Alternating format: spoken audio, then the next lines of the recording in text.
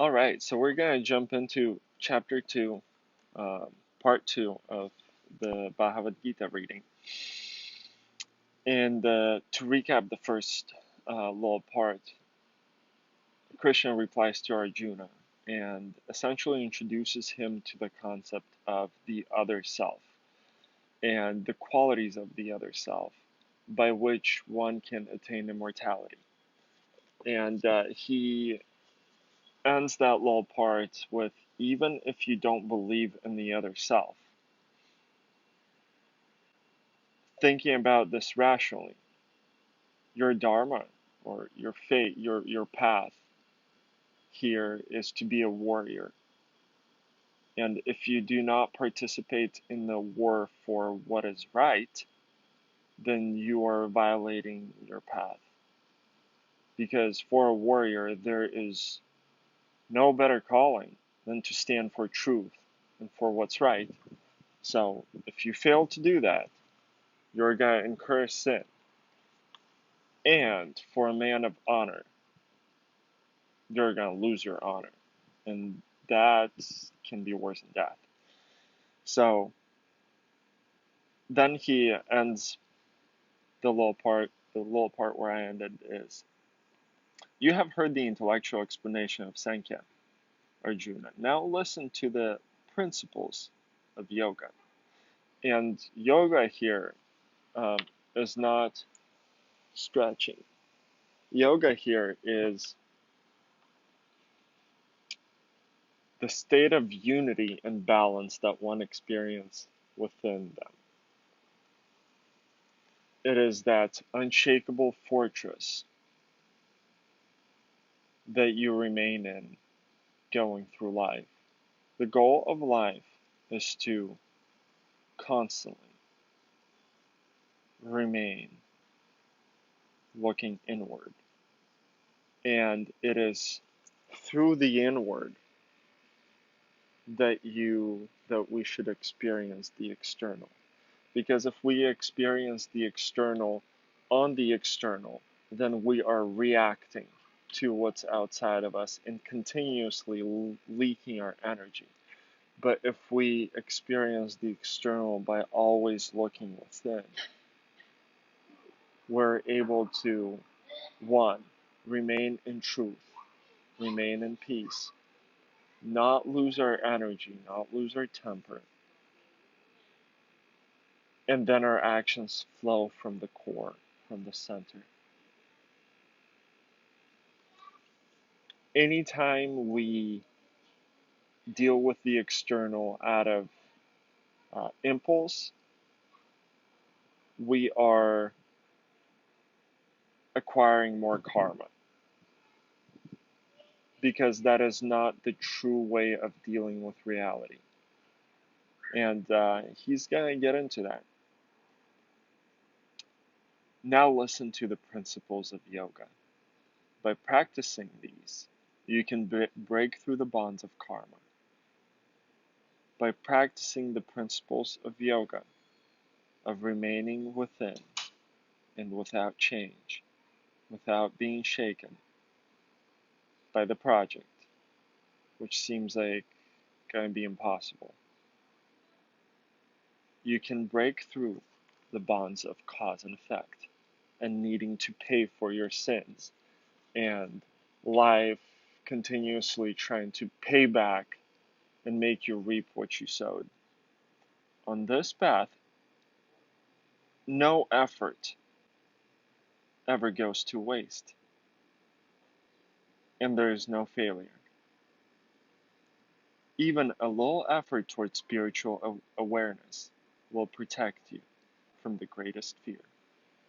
Those who follow this path, resolving deep within themselves to seek me alone, attain singleness of purpose.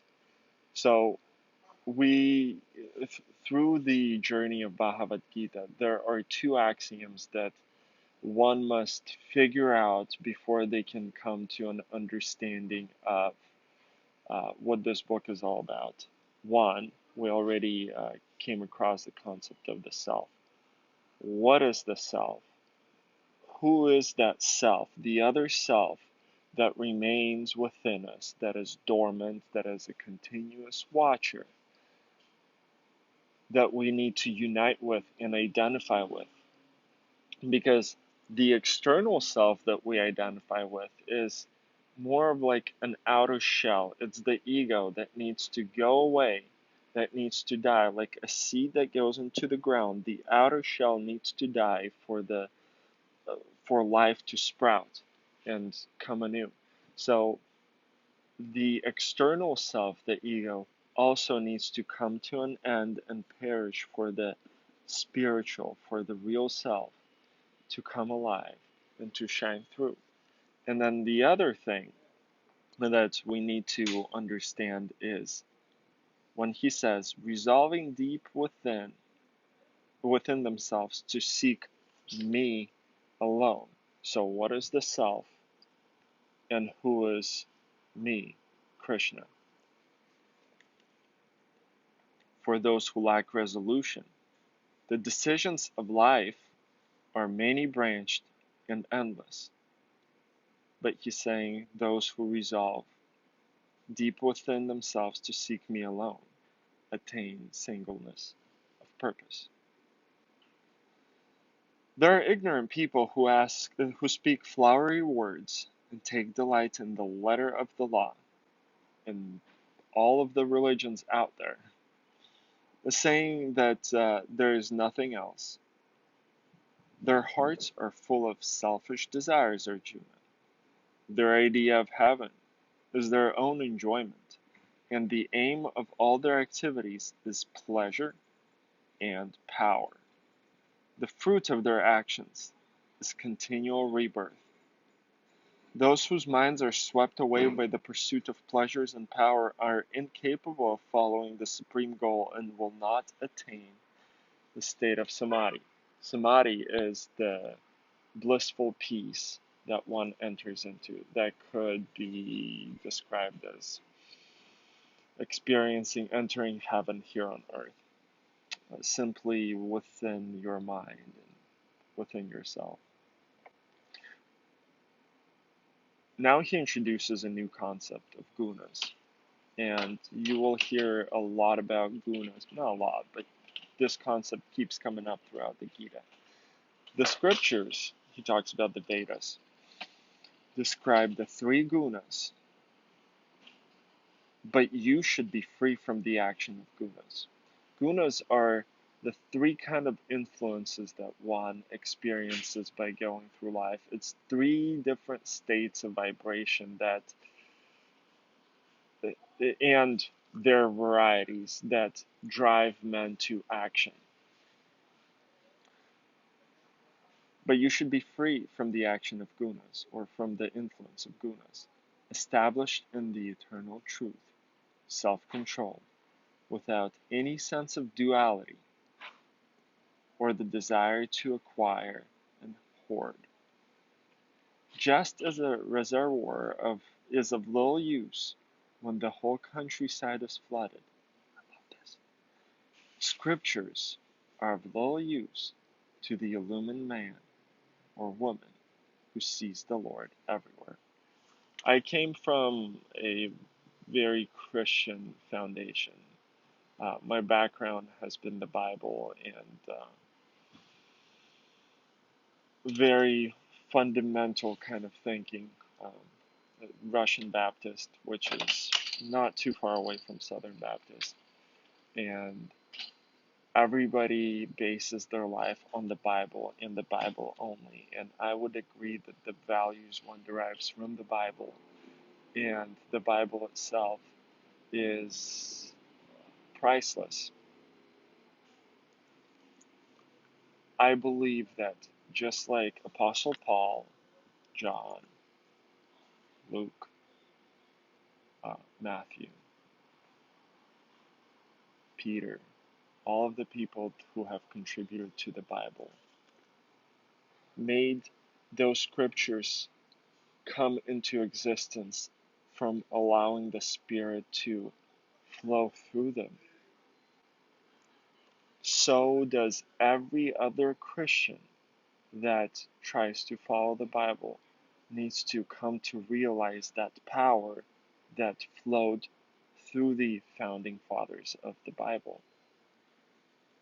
Once again, just as a pool of water is of little use when the whole countryside is flooded, scriptures are of little use to the illumined man or woman who sees the Lord everywhere.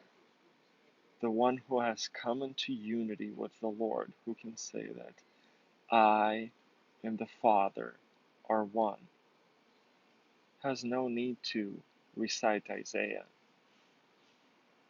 or Jeremiah. You are drinking from the source. You have the right to work, but never to the fruit of work.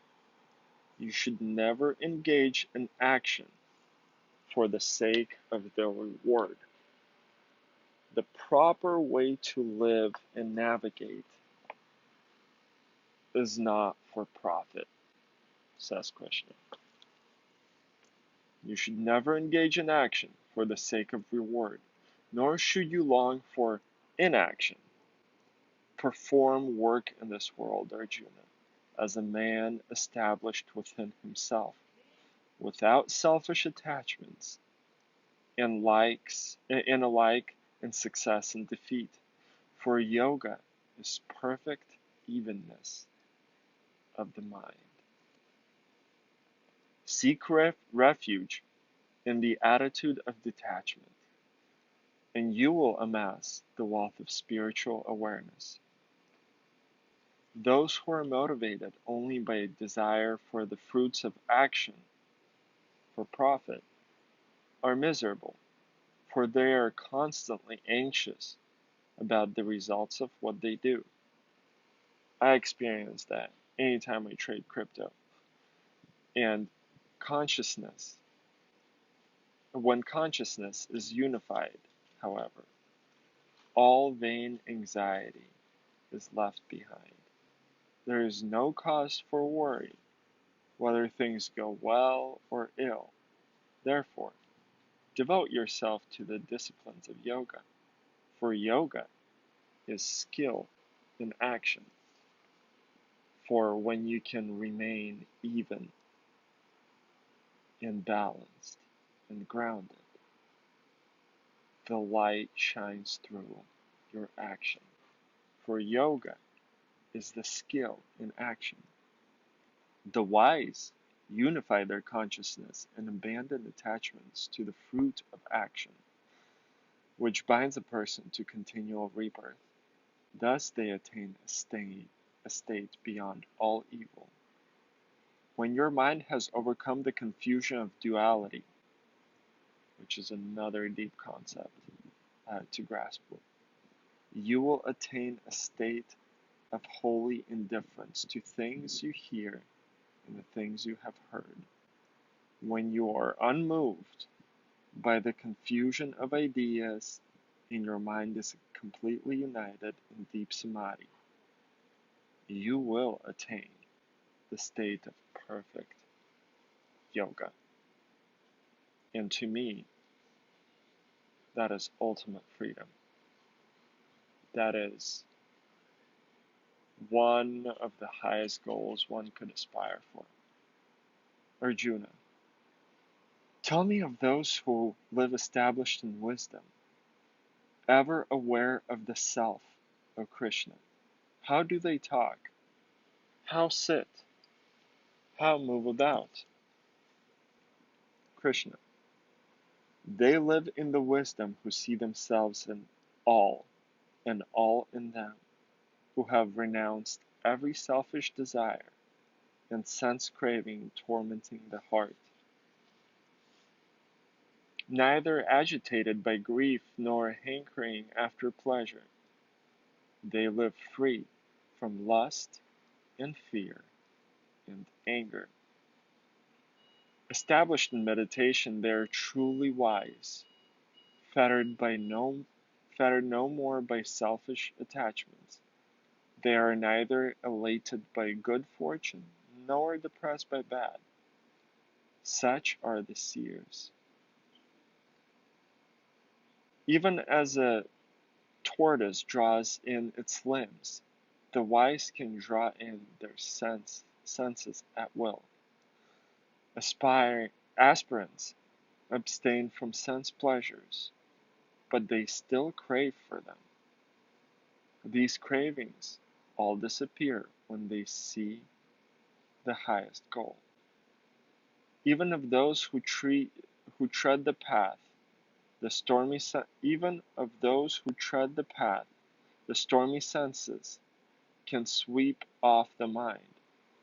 They live in wisdom who subdue their senses and keep their minds even, absorbed in me. When you keep thinking about sense objects, attachments come.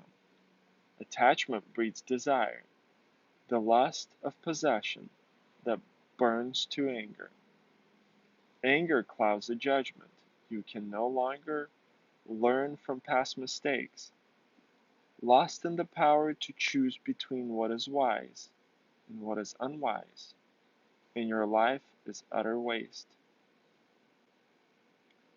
But when you move amidst the world of senses free from attachment and aversion alike, there comes the peace in which all sorrow ends, and you live in the wisdom of the self.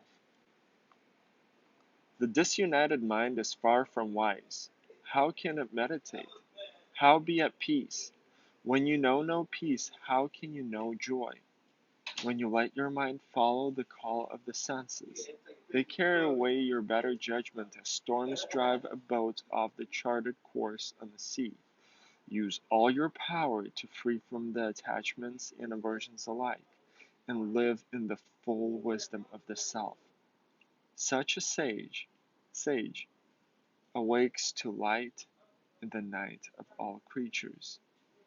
That which the world calls day is the night of ignorance to the wise.